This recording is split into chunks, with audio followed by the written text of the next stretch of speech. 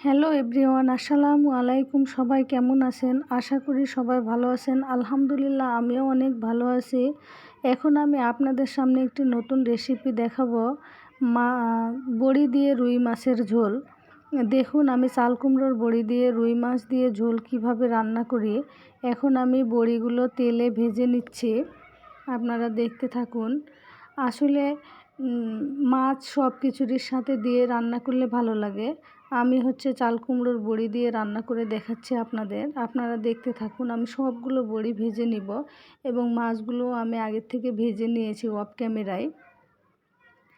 আপনারা আমার ভিডিওটি যদি ভালো লাগে তাহলে সম্পূর্ণ দেখবেন, স্কিপ না করে, এবং আমার পাশে থাকবেন। আমার পাশে আপনারা থাকলে আমার খুবই ভালো লাগে। আমি আপনাদের জন্য ভিডিওগুলো উপহার দিই, আপনাদের যেন কাজে লাগে, সেজন্যে আমি এত কষ্ট করে ভিডিওগুলো বানাই। আমার চ্যানেলটি সাবস্ক্রাইব করে দিবেন এবং আমার পাশে থাকবেন। সাবস্ক্রাইব করলে আমি যা নতুন নতুন ভিডিও দিব সব আপনাদের কাছে আগে নোটিফিকেশান চলে যাবে এবং আপনারা দেখতে পারবেন। এই যে দেখুন, গল্প করতে করতে আমি পেঁয়াজ, রসুন এবং আদা একসাথে বেটে রেখেছিলাম, সেটা দিয়ে দিলাম। সেটা কাঁচা গন্ধ যাওয়া পর্যন্ত আমি এখন ভেজে নিব, আপনারা দেখতে থাকুন। ভেজে নেওয়া হয়ে গেছে, এবারে আমি সব মশলা অ্যাড করে দিলাম। ধনিয়া গুঁড়ো, হলুদ গুঁড়ো, মরিচ গুঁড়ো, জিরা গুঁড়ো সবগুলো অ্যাড করে দিলাম এবং ভালো মতো কষিয়ে নেব। মশলাটা যেন না পুড়ে যায় সেজন্য অল্প পরিমাণে পানি দিলাম এবং সেটাও ভালোভাবে কষিয়ে নিব। দেখুন, আমার মশলাটা ভালোভাবে কষানো হয়ে গেছে। এখন আমি পরিমাণ মতো লবণ দিয়ে দিলাম এবং তেজপাতা দিয়েছি। দেখতে থাকুন আপনারা আমি কিভাবে রান্নাটা করি। দেখুন,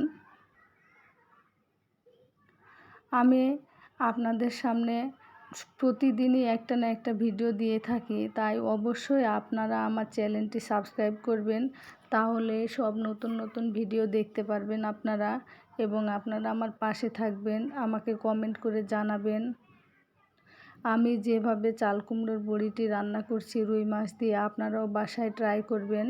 এখন আমার মশলাটা কষানো হয়ে গেছে, আমি বড়িগুলো দিয়ে 2 মিনিট মতো ভালোভাবে কষিয়ে নিব।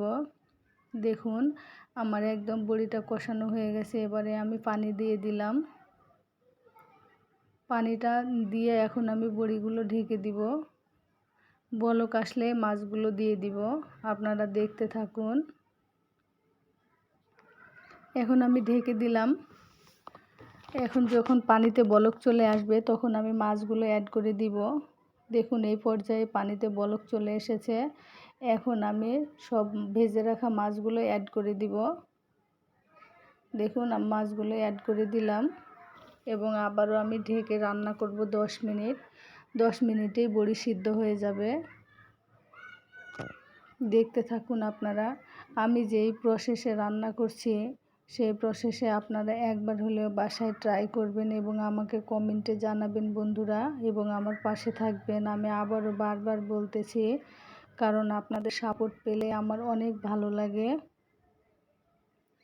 দেখুন, বড়িটা আর অল্প সিদ্ধ হলে হয়ে যাবে। আমি আরও 2 মিনিট মতো রান্না করে নিব।